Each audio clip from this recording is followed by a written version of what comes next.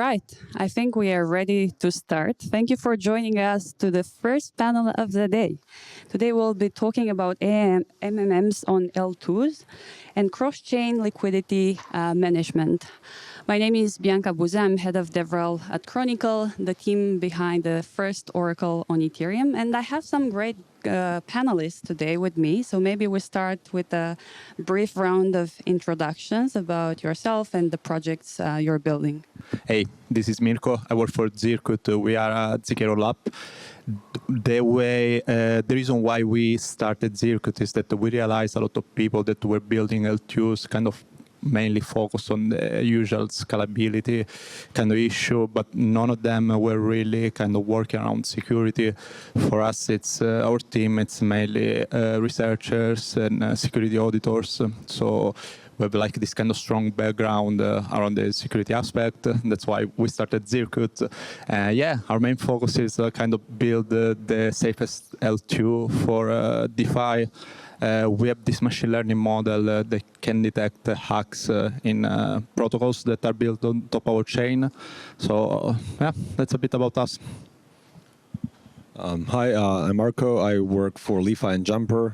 We basically aggregate liquidity across 50 plus chains and make it easy for builders, developers, and users to basically interact with any type of idea they want to build in a cross-chain context of sending value or data packets across different chains. Hi everyone, I'm Philip. I'm a smart contract and full stack developer working for Status Network, which is a fully gasless rollup, but on the protocol level, not account abstraction. Yep. Let's see. Okay. It doesn't work. I gave it a try. Okay, now that we met our panelists, maybe we jump into our subject for today. So people move liquidity across L2s for various reasons, either cost, speed, scalability, or a combination of these. But this doesn't come for free. There are also challenges and downsides. Could we maybe talk about these challenges and downsides for moving liquidity across L2s? Sure, I guess there is, since I was talking about the security aspect, like when you're implementing any kind of cross-chain solution for AMMs, bridging is one of the most important aspects. So obviously the safety of the bridge, the solution you're gonna use. We at Zircuit, we work a lot with the layer 0, we work with Axelar as well, so we try different solutions. And for us, that's like one of the main aspects that we can focus on, is to make sure that like the funds are always safe. I guess other things like oracles, like we tend to use something like CCIP that is a kind of multi-source for the oracle solution. Yeah, and also like make sure that there is no manipulation on the price, especially when it's like within different chain that have a different finality. I think that's extremely important. So if, let's say you're, I don't know, bridging from something with instant finality, like Mega ETH or another chain, to another chain that does have instant finality, I think that kind of safety aspect is the most important part for making sure that the price kind of stay in sync across the different chains. Yeah. I would tend to argue that it's not that non-secure anymore, not that complex. I would even go to say foundational or like infra level for interop, and moving everything across any chain is solved. So it depends on, if you're a user who's moving like $100, you don't actually care. You can use a centralized solver. The risk is like 2 seconds while it's in flight. If you're solver rebalancing mass size, you can probably do it with Stargate, OFTs, etc. So there's like different pieces of the stack that already really allow you to do it. We don't need to innovate on it anymore. We just need like more dApps to actually utilize it. But the actual flow of assets and data packets is pretty straightforward today in comparison to like a year or two ago.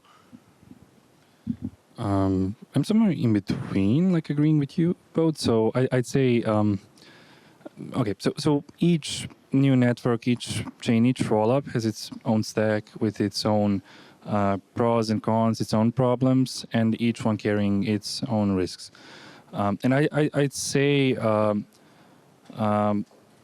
that separation of liquidity matters or doesn't matter from the perspective of user which cares about centralization, decentralization, stability, instability. So because each one of these networks carries its own risk, this risk is, in your case, taken by the operators of your bridge.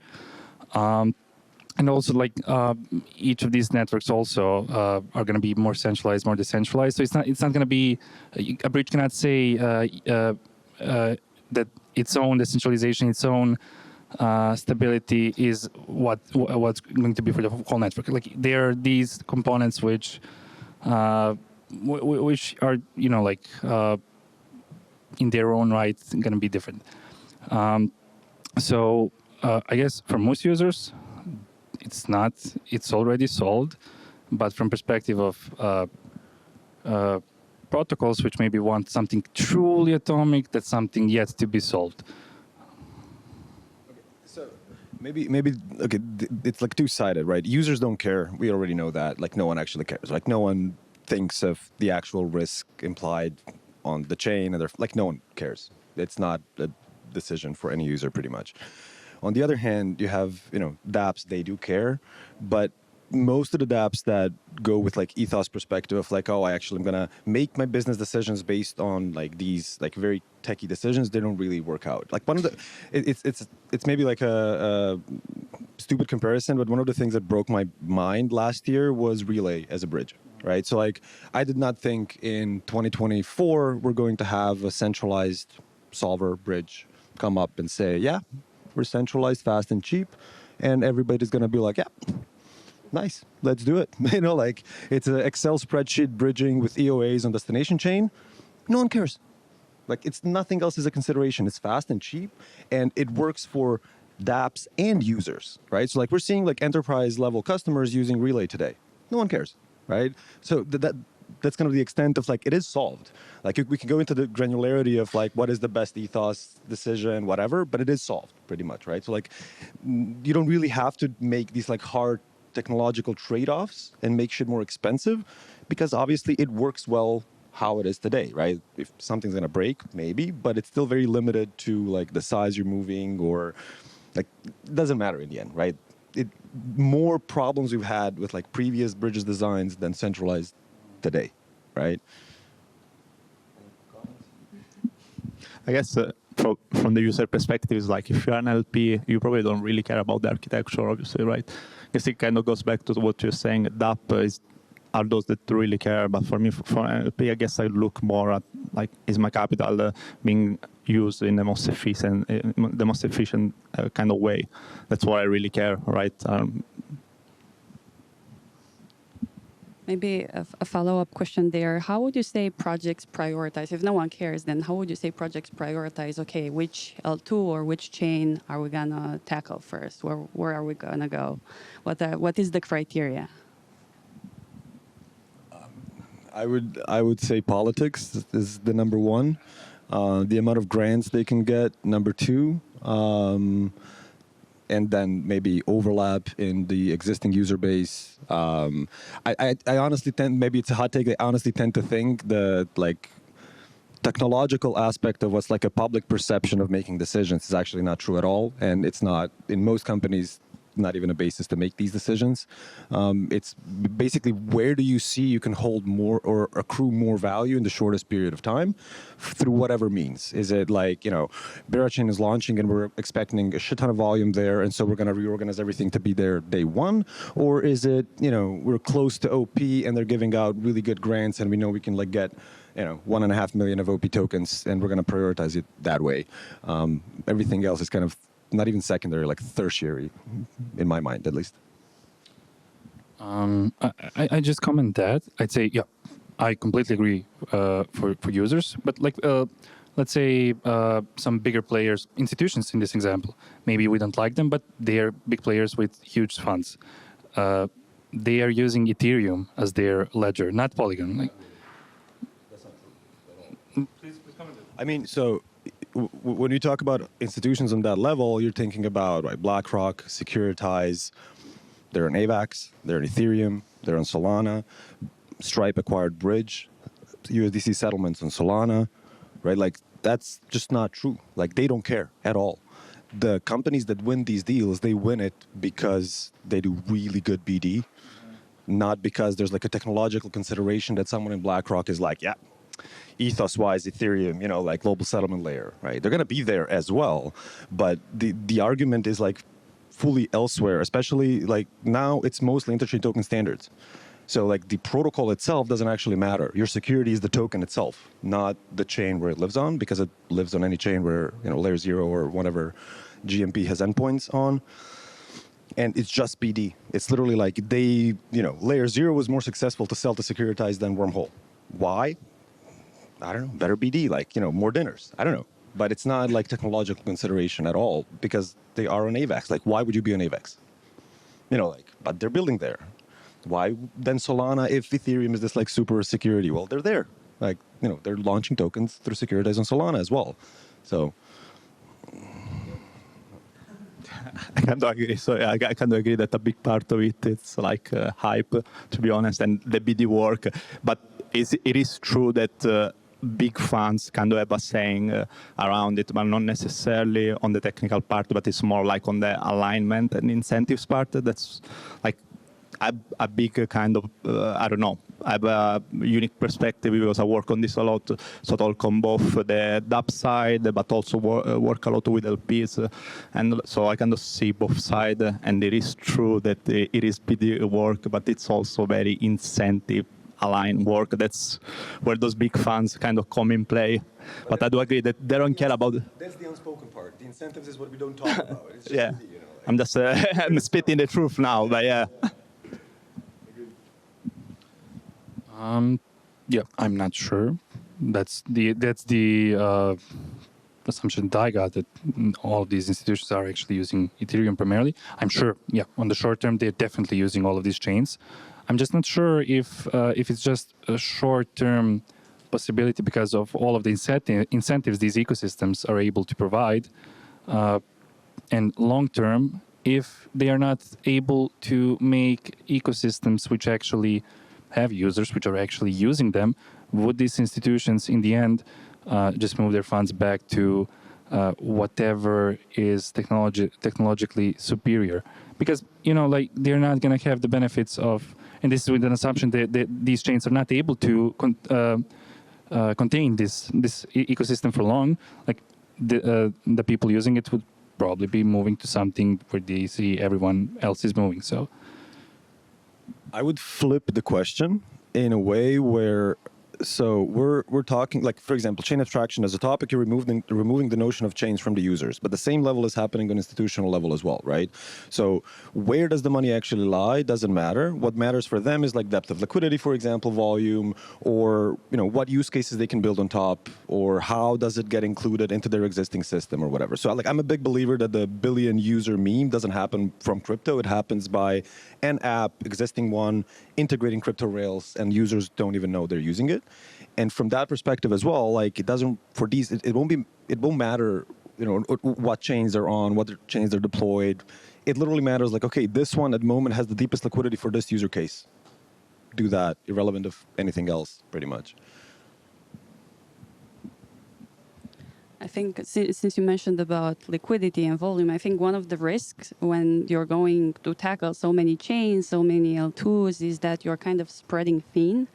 How would you say, what have you seen in terms of best practices or even people doing things a bit wrong? How would you say we can do better in terms of making sure we have stable liquidity when we're going on so many chains? I think the main issue is that it's not the liquidity, it's like just there is too many L2s. That's like the reality of fact, right? It's like, I don't think that it's more a liquidity problem, it's like an infrastructure problem.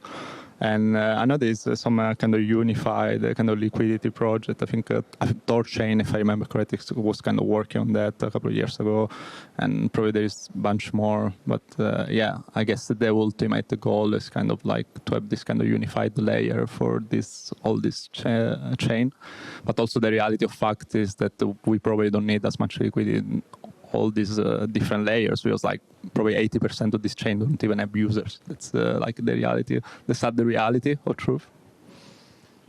Yeah, fully agree. The liquidity and depth will come if there's users that have something to do there. That's like the notion number one. So it's like a very surmountable problem. But more higher level, I think like maybe the Torchain or Skate, AMM, or Stargate is a really good example. Like Stargate is actually the last living liquidity-based bridge, right? Like 2-3 years ago, all of them were pretty much liquidity pool-based. Then it's just not scalable. You have so many new chains launching, you just can't maintain it properly. Like same problem with Intents today. Again, you have like a cap on the capital you can actually have to support all of the fulfills on like that many chains. And the answer was, in the Stargate case, you have this like, Omni pool, one pool for all of the assets, and you're issuing IOUs in the form of OFT on a new chain. And so you actually have infinite scalability because your cap is the amount in the main pool, pretty much, right? And it works pretty well. And okay, now you have like a larger honeypot, whatever, but it is a solved problem that any chain can plug into and immediately get access to deep liquidity into their ecosystem. So I would say like unified pools, definitely the way to go, even though they're harder to engineer probably and more risk, but definitely better UX and easier to build with. It's also kind of a chicken or an egg problem right now. Does the liquidity come to these protocols because of those apps, or is it because that chain already has that liquidity? I think intuitively, as you said, I agree. Like an app is going to come, and the app is going to bring liquidity, and for that also to be possible, I think that's the moment where actually some technological things do matter. Some chains, depending on how they are built, they can slightly change the UX, and that can impact on how much easy it's for the users to use it, and that can impact choice of an app on which chain to deploy. If I can move to the question on L2s by this extension, right now, specifically in status network, one of the problems that we see right now is users have to pay for gas, or the first-time users, which are even more important for growing the total liquidity instead of fighting for a few thousand users which already exist, they have a problem where they are on a new chain and they have to figure out how to get it on some other chain, and then how to bridge it, and then they can actually start using this new chain. This is something we believe can be just simply removed by removing the notion of gas on the network on the protocol level, and allowing users to actually just start using the chain without any complications. So yeah, in a sense, I'm not sure, like it's, as I'm saying, it's chicken or the egg. I think liquidity comes from the apps, but those apps come because of the chain's UX it's going to provide to users. With the 7702, we're kind of starting to kind of removing most of those barriers. Obviously, it's not going to happen overnight, but it's going to take a while, especially on the wallet side.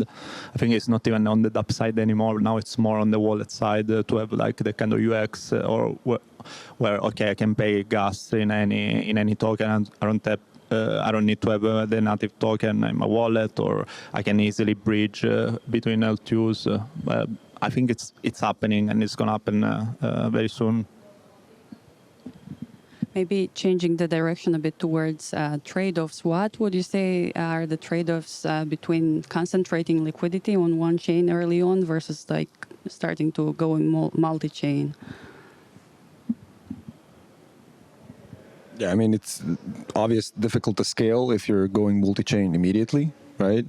I think there's these like how to call them, these like unwritten, unspoken of type models of like behavior of each chain that people kind of miss when we're talking about these things. Like, for example, if you want to be successful on Solana, the tech alone won't give you that, right? Like going to conferences, being engraved in the ecosystem will. And so it's not just like the scaling of liquidity, it's also how big of a team you have to actually be present in each of these ecosystems and learn how this ecosystem breeds so you can utilize it the best. And I think that's also super difficult, right?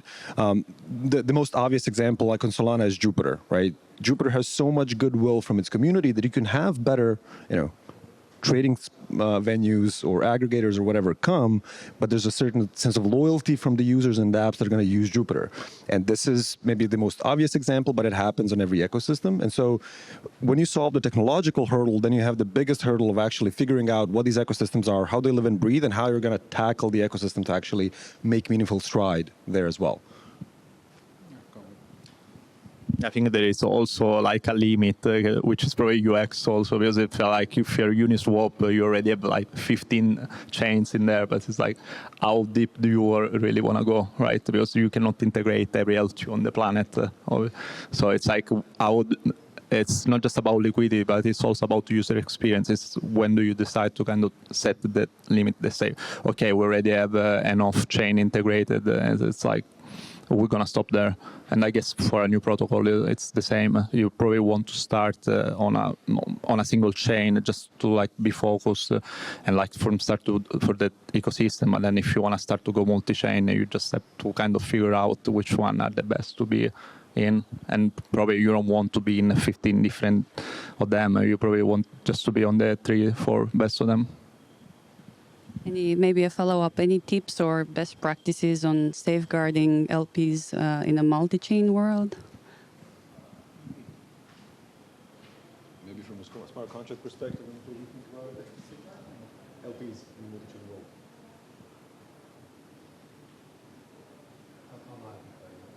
If something comes to me. We'll skip this one. It's on the LPs to be not the risks. Okay, maybe. I think maybe there should be some kind of automatic, like, I don't know, when you're kind of going out of range, or when you have like some, I don't want to say some issue, but when some event is happening like in your position that you need to be aware of. I think at the moment it's pretty hard to get like notifications stuff.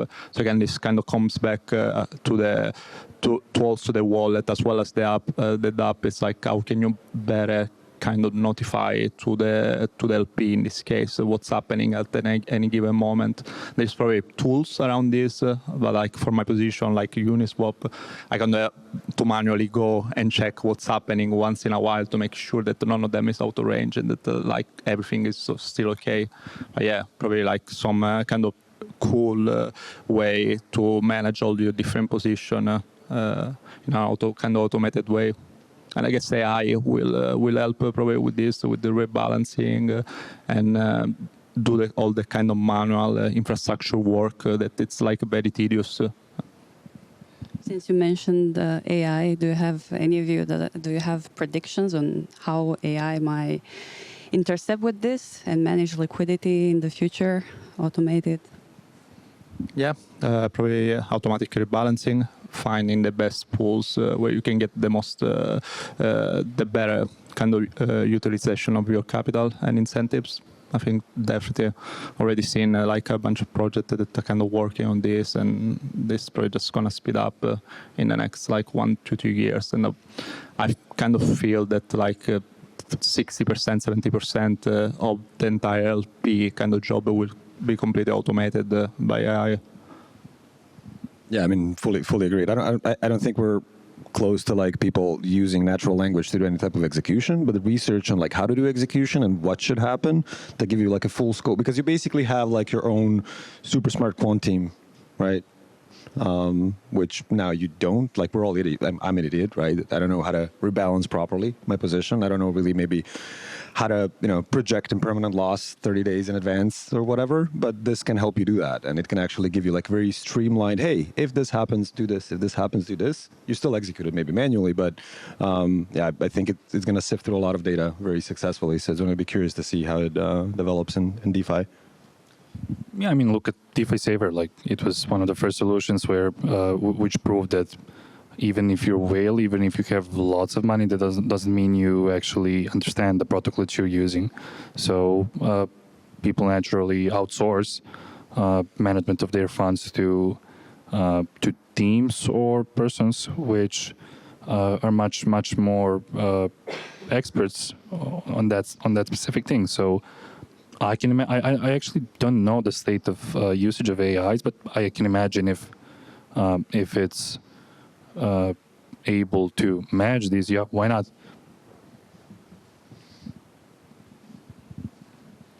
Maybe also we discuss a few words about managing risk. Maybe for you, Marco, any best practices for managing risk associated to bridges you've seen in the space? Yeah, $6.5 billion hacked. I think made the industry a lot more, aware of these risks. So I would say like the security in bridging aspect today is not solved, but like very, very close to that. This kind of goes to the first conversation we've had. It's that there is no unified answer to this. It depends what you do, what's the size you're moving, and who you're building it for, pretty much, right? So like for me today, what that means is the most secure ways to do interop are through token standards or interchain token standards. You have like, Hyperlane, for example, super permissionless. You have isolated security. You can build whatever security model within that. You can have things like, hey, up to this transfer, light security. Up to this transfer size, medium security. Up to this transfer size, we need 4 verifications from 4 messaging bridges, for example, right? That's bulletproof. Like theoretically it isn't. There's always a non-zero chance, but like from a practical perspective, these things are bulletproof. And so you can build things today that are ultra secure, or if you're just doing relay things, it's your own book. If someone gets hurt, it's your money. User doesn't get hurt. Again, for me, that's secure, right? If a sophisticated market actor decided, hey, this is the risk I'm willing to take, and I know how to price this risk in, and they lose the money at some point, fine. It's still secure. Users are not touched. dApps are not touched, right? So I think like both like intent side, centralized, and token standards are already pretty robust in security, I would say. Do you think like we're doing enough to kind of how do you say, on the dApp side, that people like aware enough of all the security risk? I guess when you're building a dApp. No, for sure not. But that kind of comes from obfuscation in general, from like in this case, like general message passing bridges or whatever. It's kind of like, oh, here's all the knowledge you need, make your own decisions. Like, we're permissionless, we're not gonna do anything. Or it's like, hey, we made these design choices for you, they're the best. Like, you can do it on your own, but hey, this is plug and play, do it, right? And it's normal. Like, these topics are super, super research heavy, and any dApp to actually fully understand it would actually need a team of people to figure it out. And it's easier to borrow the, logic or whatever implied risk from like a GMP, a bridge provider, whatever, take it in. So yes, there's not enough knowledge about it, but infra is secure enough that it's okay, I think. Maybe to wrap things up, one last question for you all. Do you foresee a future where we're going to continue this fragmentation, or rather go the other way around and we go towards a convergence and we do this differently? How do you see in a few years? Sadly, I think there's going to be more fragmentation, at least in the near future. Definitely more fragmentation. I would think it's going to be like a barbell type thing where you have like few large hubs and then a lot of long tail niche type things that are somehow connected to these hubs. But I don't think fragmentation will ever stop. Well, specifically for the Ethereum ecosystem, long term, if base rollups do become a thing and are developed enough to actually be cheap and working properly and stable, then you'll actually have you'll still have separate ecosystems, but on the technological level, you'll have one same unified interface where you'll be able to move liquidity between all of these chains. Similar like Cosmos is right now, but much more technologically stable and secure. So both, maybe. For sure, right? Looking at right now, it seems like it's getting siloed more and more. If the roadmap is actually built out properly, then yeah, from technological perspective, it can become unified. From user perspective, depends on the politics. Who knows? There is a hot take. Ethereum could use espresso for pre-counts, enshrine a rollup, decide that OP stack is the rollup to be enshrined, screw over zk sync, arbitrum, whatever, and you basically have native interop on mainnet, and you can have L2s, 3s, 5s, 6 there, and you basically have a very unified liquidity across, but that's never going to happen because politics. Well, yeah, but also you cannot just say OP stack is the best, because But they won't do it. no. Like each stack, just go to terms and conditions on each rollup stack. All of them are alphas, although all of them are using real money. All of them have bugs. All of them have issues. All of them have a chance of something happening. I'd say it's very important for the base roadmap to be done. Why? Because right now, if some of these stacks fail and fail big, I don't think any bridge will be able to react so fast that funds are not lost. So, yeah. Unfortunately, we are a bit over time with this, so we'll have to stop here. Thank you so much to our panelists. Let's give them a round of applause.